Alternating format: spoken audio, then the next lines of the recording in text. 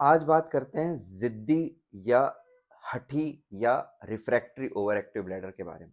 जब भी over active bladder में फर्स्ट और सेकंड लाइन ऑफ मैनेजमेंट है, उससे जब काम नहीं चलता, प्रॉब्लम बढ़ती जाती हैं, तो उसको रिफ्रैक्टरी ओवर एक्टिव ब्लैडर बोलते हैं। तो इसमें दो मेन चीज़ें हैं जो सर्जिकली करी जाती हैं। एक है ब्लैडर के अंदर डायरेक्टली मसल रिलैक्सेंट लगा देना, जिसको बोटॉक्स बोलते हैं या बोtulinum टॉक्सिन बोलते हैं। और दूसरा जो है वो एक तरीके का न्यूरो स्टिमुलेटर का इस्तेमाल करना, जो कि पैर में या रीढ़ की हड्डी में डायरेक्टली उसको, जो ब्लैडर की नसें जा रही हैं उस पर डायरेक्टली टच करा के स्टिमुलेट करने से वहाँ की एक्टिविटी को कंट्रोल करता है।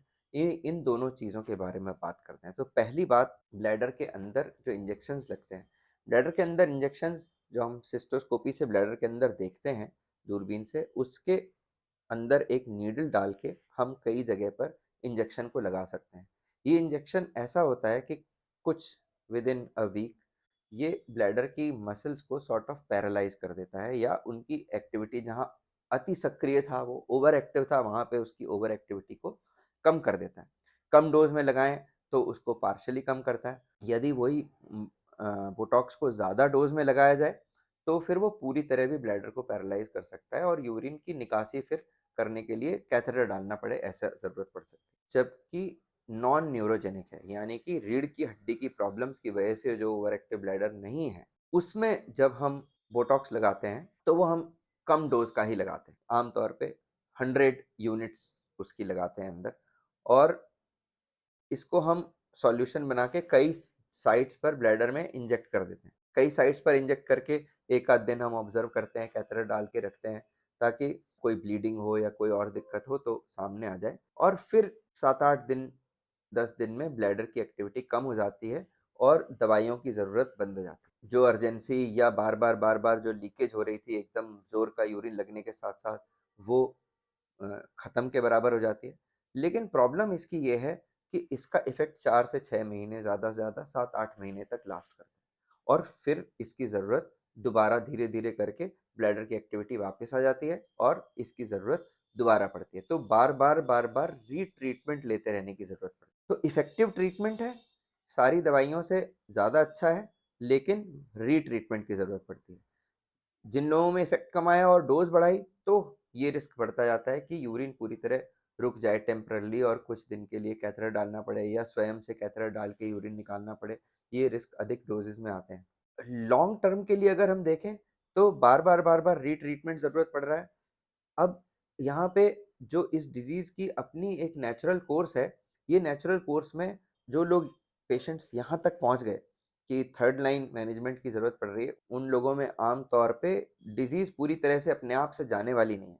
और जब भी अर्जेंसी या अर्ज इनकॉन्टिनेंस बेसलाइन पे ज़्यादा होती है, यानी कि शुरुआत में ही जल्दी एकदम यूरिन लगने के साथ-साथ लीकेज जो होती है, अर्ज इनकॉन्टिनेंस जिसको बोलते हैं, वो अगर ज़्यादा है, वो अगर थर्ड लाइन तक पहुँचे हैं, तो उनमें स्पॉन्टेनियसली अपने आप से बीमारी ख़त्म होने के चांसेस बहुत कम हो जाते हैं और फिर लंबा समय तक ट्रीटमेंट लेना पड़ता है।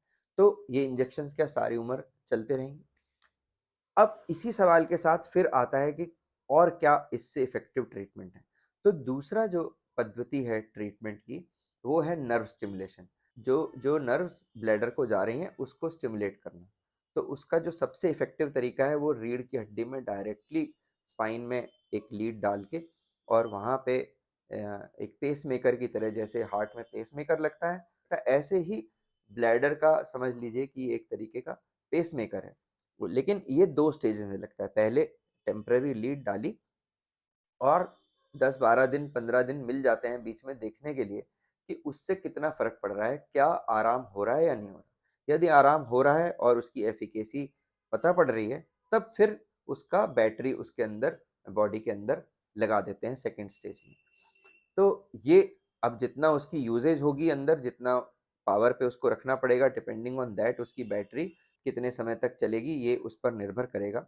जनरली 4 से 6 साल, 7 साल तक भी कभी-कभी ये बैटरी चल जाती है। थोड़े बहुत बीच-बीच में चीज़ों के कभी-कभी रिवीजन करने पड़ते हैं, लेकिन ये एक बहुत ही इफ़ेक्टिव और लॉन्ग लास्टिंग ट्रीटमेंट आ जाता है। और कॉस्ट इफ़ेक्टिवनेस भी देखी गई, उसके पैमाने पर भी बार-बार ऑपरेशन थिएटर में जाकर बॉटुलिनम टॉक्सिन के इंजेक्शंस लगवाना, ये लगवाना, तो उनकी कॉस्ट इफेक्टिविटी भी कहीं ना कहीं लॉन्ग टर्म में न्यूरोमॉड्यूलेशन की आ जाती है।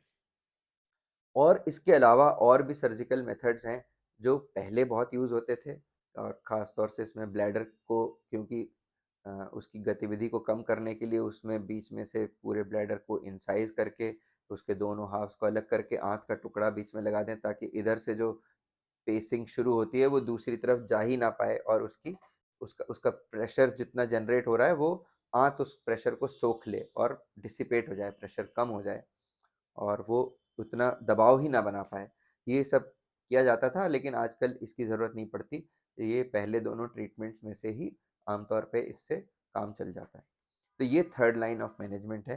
तो ओवर एक्टिव ब्लैडर आमतौर पे एक लंबे समय तक रहने वाली बीमारी है, और यदि शुरू के कंजर्वेटिव मेजर से काम नहीं चल रहा है तो फिर इन ट्रीटमेंट्स में से चुनाव करना पड़ जाता है। ठीक है, तो ये ज़िद्दी और हठी ओवर एक्टिव ब्लैडर के बारे में बात थी। अगर अच्छी लगी तो फिर लाइक करिए, सब्सक्राइब करिए। जिसको इस जानकारी की ज़रूरत है, आवश्यकता है, उसके साथ शेयर करिए। Thank you.